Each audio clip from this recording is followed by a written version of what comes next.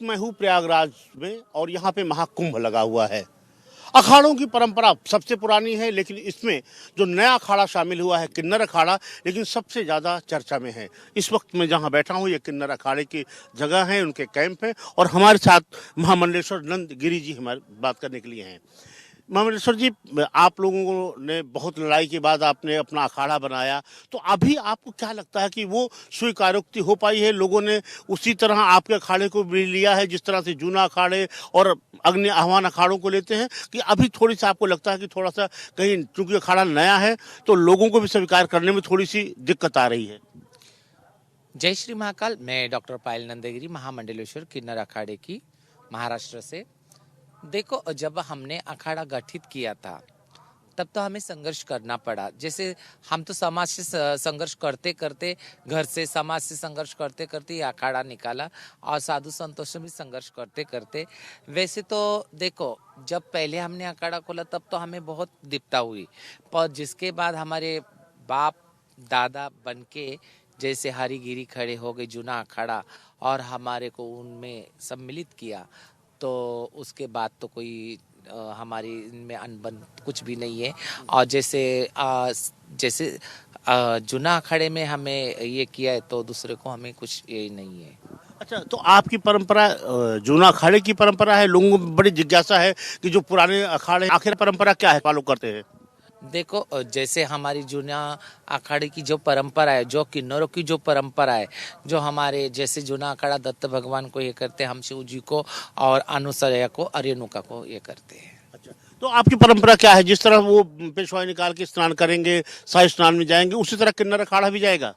हाँ जी, जैसे हम जब हमने अखाड़ा ही खोला है, जैसे हम जूना अखाड़े के साथ है, तो जैसे जूना अखाड़े की जैसी पेशवाई निकलती है, उनकी शाही स्नान होता है, उसी समय उसी प्रकार हमारा भी शाही स्नान और हमारा ये होएगा। लोगों में अभी थोड़ा सा संदेह है कि क्या आप जूना अखाड़ा के ही पार्ट हैं डॉक्टर पायल की? आपका अलग अस्तित्व है, आपकी कुछ अलग परंपराएं हैं जो जूना अखाड़े से हट के भी है? नहीं, देखो, जूना अखाड़ा है, किन्नर अखाड़ा है, पर जूना अखाड़ा के साथ संग संग चल रहा है किन्नर अखाड़ा। डॉक्टर पायल, आमतौर पे माना जाता है कि लोग पढ़ाई लिखाई नहीं करते, लेकिन आपने कहा डॉक्टर पायल, तो मुझे पूछना पड़ा कि आपने कितनी पढ़ाई की है और क्या जब जब आप पढ़ाई कर रही थी तो ऐसा कुछ लग रहा था कि कुछ डिस्क्रिमिनेशन हो रहा है, कोई भेद है? देखो, और जैसे मैंने पढ़ाई करी नहीं है, मेरी पढ़ाई कम हुई है, पर मैंने जो कोई पढ़ लिख के डॉक्टर बनता है, मैं समाज की जो धार्मिक और ये ना समाज के जो काम है, परंपरा जो हमारे के, जैसे मेरा एक ओल्ड एज होम भी है, वो भी चलाती हूँ और समाज के अंदर समाज सेवी का भी करती हूँ काम। तो आप करते हैं तो अब जैसे अभी आप कुंभ में हैं, जाते होंगे तो लोग जिज्ञासा से देखते होंगे, अच्छा ये किन्नर अखाड़े के हैं, महामल्लेश्वर हैं, इनसे क्या करें? तो लोगों का क्या रिएक्शन क्या होता है जब आपको देखते हैं? तो क्या वो विस्मय होते हैं, उनको लगता होगा कि ये नए रूप में हैं, वो उसी भाव से आप आते हैं कि नहीं? देखो, पहले तो किन्नर बोले तो इंसान डर जाता था। जैसे हमारे आचार्य जी ने और लक्ष्य, अब मैं बोली नहीं, गौरी जी ने पिटीशन डालने के बाद समाज से देखने का प्रयास अलग हो गया कि ना किन्नर बोले तो कौन है, क्या है, वो तो मंगलमुखी सदा सुखी।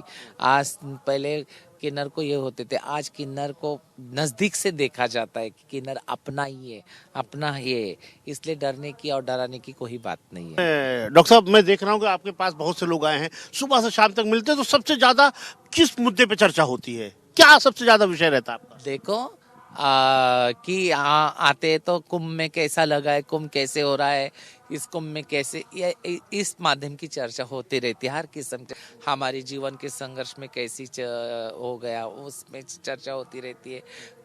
साधु संतों की चर्चा होती रहती है। ऐसे सब लोग अपने अपना इससे सवाल करते रहते हैं।